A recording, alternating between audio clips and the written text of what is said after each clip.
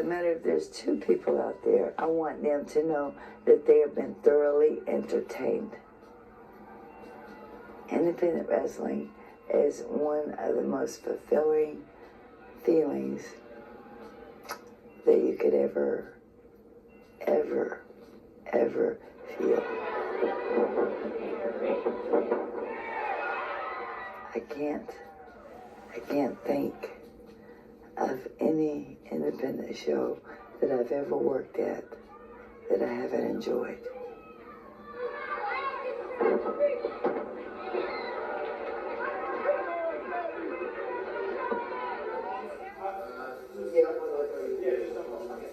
That's all we need for your radio check. Okay.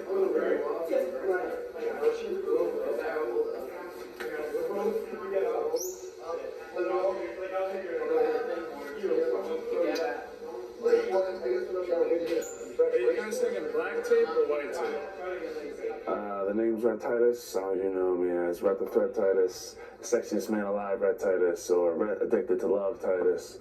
I'm 20 years old. Been wrestling for about 2.5 years now.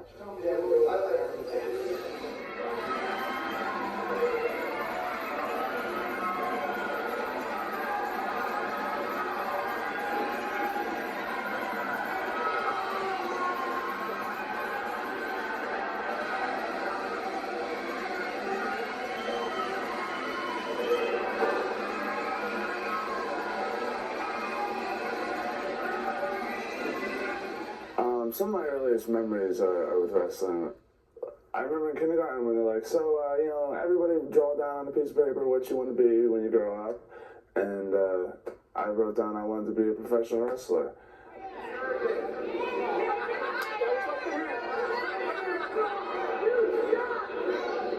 That's all he's ever wanted to do his entire life.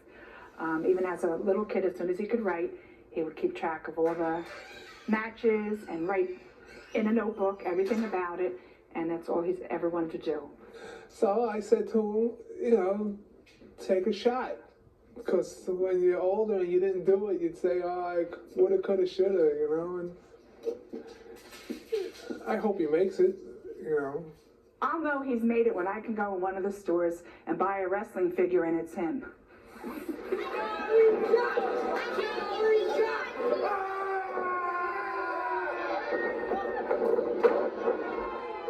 So I got a son. His name is Chase Titus. He's now 3 years old. He was born on Cinco de Mayo, 5505. It's kind of a lucky thing, right?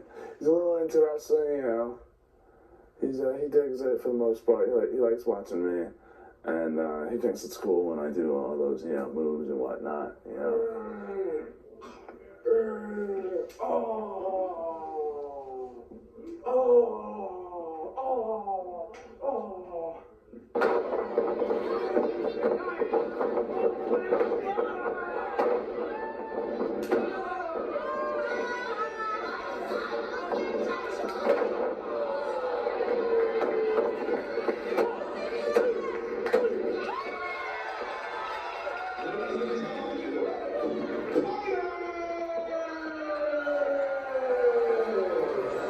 I hope your notebooks are out, fans. I'm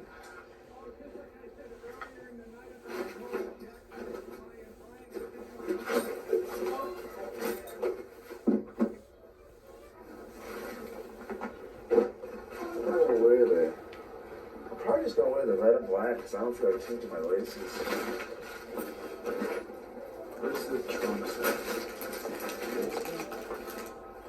There you go.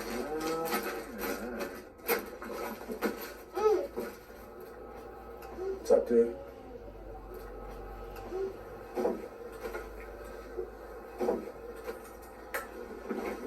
Dad, why are you reading so much? What? Why are you reading?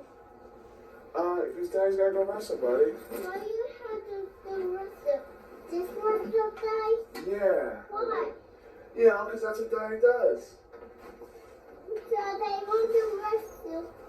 You want to wrestle? No, I want to wrestle. You want to watch me wrestle? Yeah, on chair. On a chair? Yeah. Dad, please.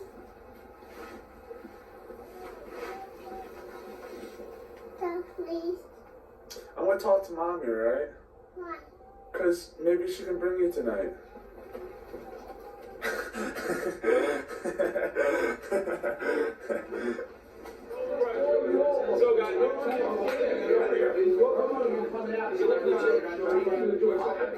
To be entertained, whether there's 100 people out there, 150 people, or 200 people. These people are looking for a good night of entertainment, hot wrestling. Let's give them that, and that's what they're here for. I'm bumped to the outside, Tyler. Get to the outside. Kev's already outside.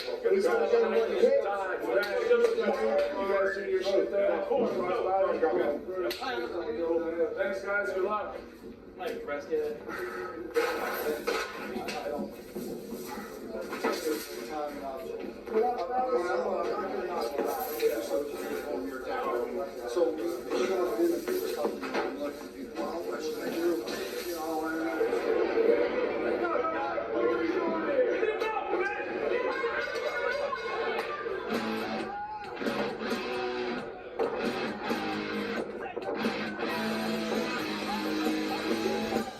All right, fans, the GOC back here to do some voiceover work.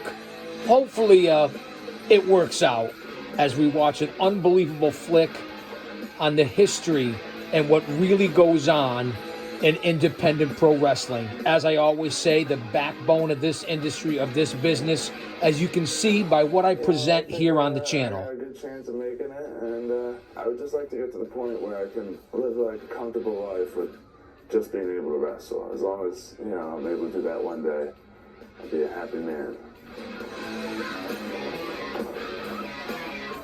I guess it's basically impossible to not get copyrighted with all the music that's being played, but we're going to try our best. Let me know what you think of this flick. I'm doing it in parts, as you can tell, and I hope you're enjoying the content. That's why I'm here. Being a superstar in professional wrestling, it's probably, if you're just growing up right now and say, all right, I want to be a wrestler. I've always wanted to be a wrestler, and I'm going to do it. Your chances are 5 million to 1.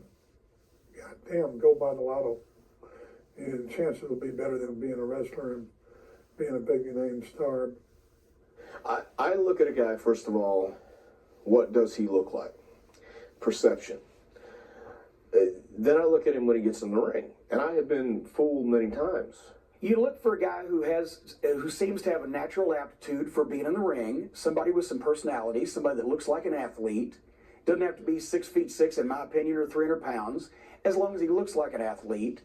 But we can't go to 5'4" and 130, or credibility becomes a problem. Somebody who can project themselves, somebody who can talk, somebody who just has something about them that makes people want to watch them. And at the same time, they could actually perform somewhat adequately, or you sense they have the ability to learn the same. I look at guys who go in the ring and don't have great bodies and aren't big, but have that passion and have that heart. Then I'll tell them, look, you've got it, but now you've got to get the rest of it. You've got this part, but you need this part too, because you can't just have this. You got to have both these days. Yeah, baby, I got him! As a promoter, you can tell almost sometimes when guys have it and guys don't. Certain guys basically, you can tell that they have something about them, the way they propel themselves in the ring. You can tell that they've had athletic backgrounds. And those are the guys that you can tell basically the cream will rise to the top. And but as a promoter, I think I can tell talent most of the time. You can tell when someone's got it and someone doesn't. I've been around the business long enough. And I wish them all the luck in the world. Sometimes they're going to make it. Sometimes they'll never have the size because their genes won't let them get to a certain point without taking maybe something that's illegal. I was really the first person to introduce steroids on the main platter venue to the world of professional wrestling. Some guys were using it a little bit, but nothing like when I came on with the physique, training with Arnold. I really kind of like set the standard, the look. I had the look, the bodybuilding look, so that kind of inspired other people to do the steroid deal